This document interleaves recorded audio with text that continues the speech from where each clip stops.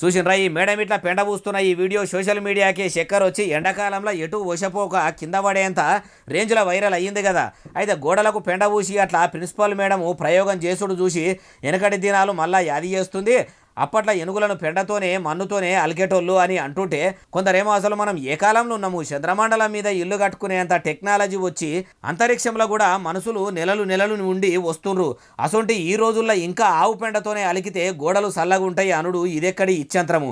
అయితే కావచ్చు, రూల్ అంటే రూలు, అందరికీ ఒకటే రూలు ఒకటే కానూన్ ఉండాలే కదా. క్లాస్ రూమ్ల గోడలకే పెండ పూస్తే సరిపోదు మేడము, కాలేజీలో ఉన్న మీ ఆఫీసు గోడలకు కూడా పెండ పూస్తున్నాము. మీ అర్రలో ఉన్న ఏసీని తీసేసి అవతల పెట్టుండ్రి, లేకుంటే పెండ వాసన వస్తున్న విద్యార్థుల క్లాస్ రూమ్లను నీళ్లతోనే గడిగి అండ్ల పెట్టుర్రి అని స్టూడెంట్స్ యూనియన్ లీడర్స్ ఈ ఇకమత్ చేసి మేడం అర్రనే పెండతోని పురాగా నింపేసిరట.